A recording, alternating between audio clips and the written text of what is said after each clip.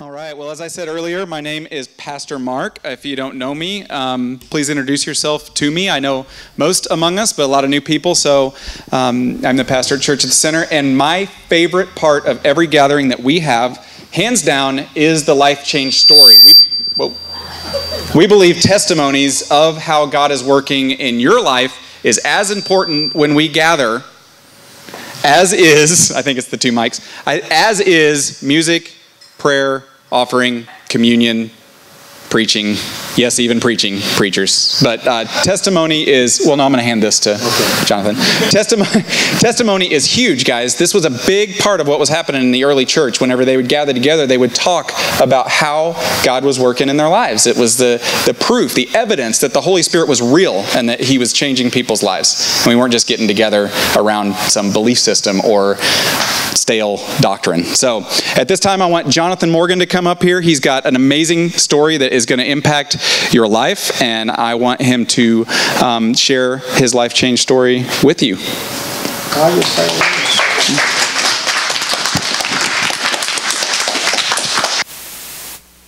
is this on?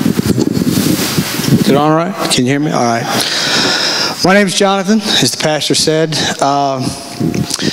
27 years ago, y'all have heard of identity theft, where people's identity gets stolen. Hey, brother, I didn't see you there, man. God bless you. 27 years ago, I started a criminal history. My identity wasn't stolen. I gave it away.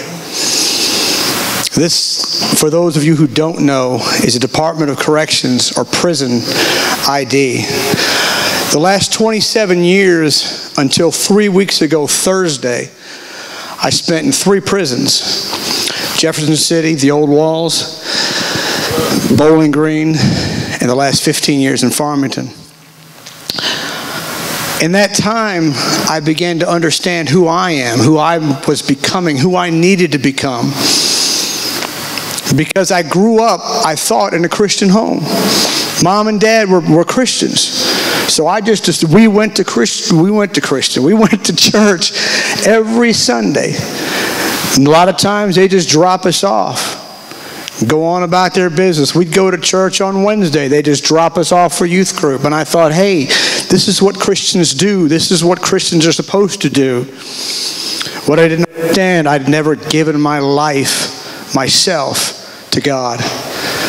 So I began to get angry because I see all these blessings that other people receive, and I wasn't getting anything from me. And it angered me, and I began to take my anger out on other people. I began to hurt people until finally, when the judge's gavel slammed down, he said, I'm giving you 40 years for kidnapping and second-degree murder. These hands took someone's life 27 years ago last month. Not something I'm proud of, but that was the first life change. And I thought I had it all together. I thought I was a Christian. I thought I was doing good. I was even watching Christian television. Had an earbud in, those things that go inside the ears. Some of the, in a black and white TV. Some of them don't know what a black and white TV is. They just know color. But I'm old enough to know about a black and white TV and the white earbuds that went. And on a Christian TV program where no one else around could see me, no one else could hear what I was listening to, a preacher mentioned the name of Jesus. And this supposed Christian did like this, making sure nobody else heard that. I said, man, I've got a long way to go. I said, I'm sitting here in the old walls. You look out your window, there is a literal concrete wall that you see. It's 6 feet thick in places, 30 to 25 feet high. It's closed down now. Some of the brutality that went on in there make my hair grow and turn different colors. I've seen people get killed. I've seen men get raped. I've seen things that every time I closed my eyes for years, I couldn't get rid of. I wanted to just rip my eyes out of their sockets of the things that I saw that were just so against God. But for some reason, they never touched me. They never came to me with that stuff. I'm not tough. I don't profess to be tough. But I made a decision then. I said, God, I can't be embarrassed to know you. Because if I'm too embarrassed to speak your name, when that time comes, you're going to look at me and say, I'm too embarrassed to speak your name. Depart from me. I never knew you. As I began to pray and as I began to fast and as I began to understand things more so that were going on, I began to understand why I was addicted to rage and anger. My dad was not a pleasant person to be around. He beat my brother and I as much as we could. I don't use that as an excuse, understand? But that's the atmosphere that I grew up in, thinking that was normal, thinking this is what Christians do. But I found out it's not what Christians do. Since 1989, these hands have never been laid on another person in anger.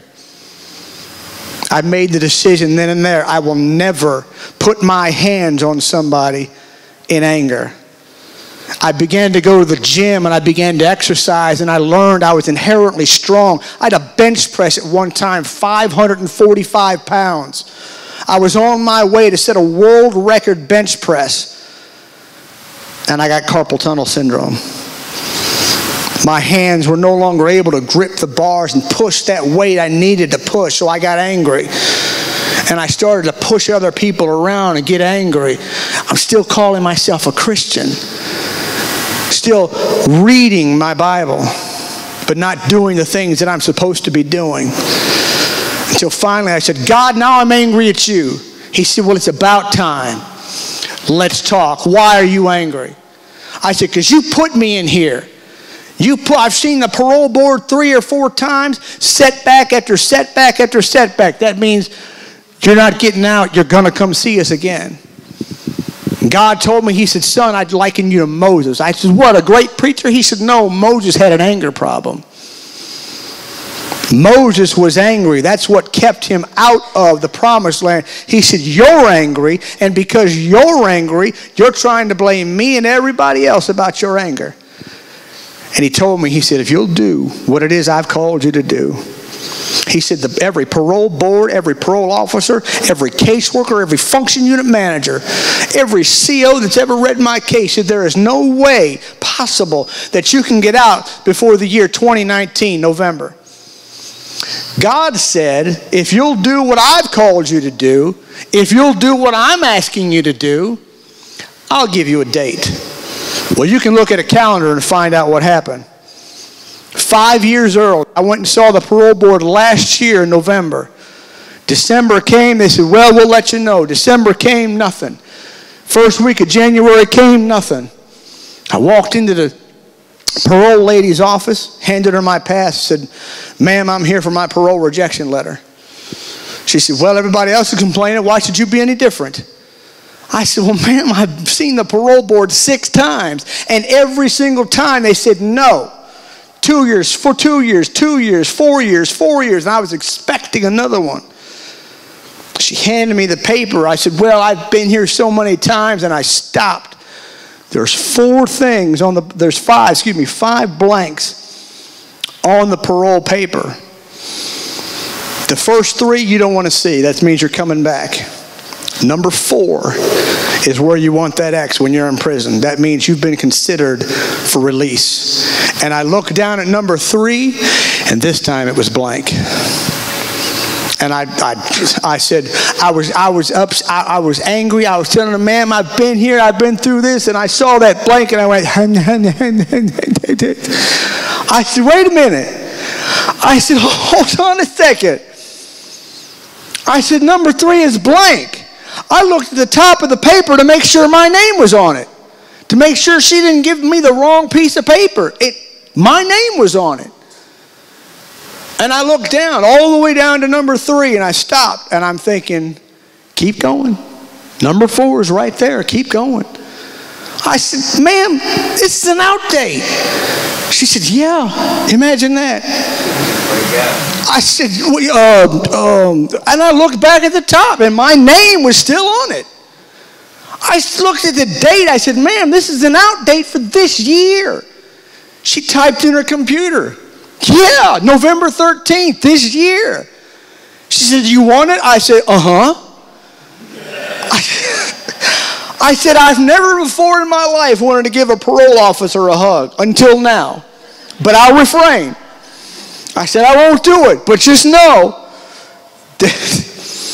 And the last, brothers, sisters, I know my time is short. The last 12 months now, I fasted and I've prayed. And my pastor friend asked me, he said, Jonathan, what's prison been like? And I said it Wednesday night, and I'll say it again. Prison's like going through a burning building with a gasoline suit on. You're going to come out broken, beaten, battered, bruised. Your mind has changed. Your body's changed. Your thought process has changed. You're supposed to come out of prison angry and want to get revenge to somebody. I said, Lord, I don't want to do that.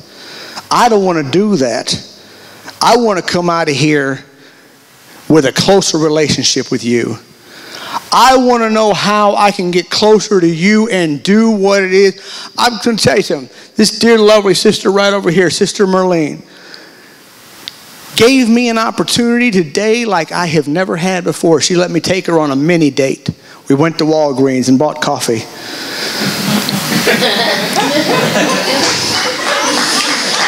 I told you I had her laughing in the store. I'm gonna tell you something. Yeah, oh yeah, I'm embarrassed her. I'm absolutely. I told her, I said, sister, a gentleman will always treat you like a lady. I wasn't a gentleman 27 years ago. I have never before, what time was it, 2:30? Never before put on Al Green, Let's Stay Together, and danced on the sidewalk outside of Walgreens until earlier. You talk about a life change. That's a life change. It used to be everything about me. Oh yeah. He's coming up here. I see him. He's getting the stick. So I'm going to put this in here. Ladies, let your men treat you like gentlemen, because if they'll treat you with honor and respect. I told a woman last week, we had a date, first hour and a half. She said, well, let's go to the hotel. I said, sister. And I'm surprised at myself saying that. I said, until that covenant symbol goes around my finger, I'm off limits. You can't have me. And she couldn't handle that. I let this dear sister here know. She said, that's exactly what I'm looking for. I showed her how to be a lady treated by a gentleman. Not a thug, not a punk, not a few other names I can use but won't, because that's what I used to be. But when God is in here, and you can only let him in here, I can only let him in here, he changes lives. He's changed mine. And as you continue to come, as you continue to fellowship, my testimony is too lengthy. Pastor Mark took me to lunch. It took me an hour and 15 minutes to get through part of it. Walk over here. And we didn't even get that far. God bless you, Pastor. All right, give it up. All right. Now, if we need Al Green on a sidewalk outside of Walgreens for life change stories, we might be in trouble. So you don't have to have that as part of your life change story, although it worked.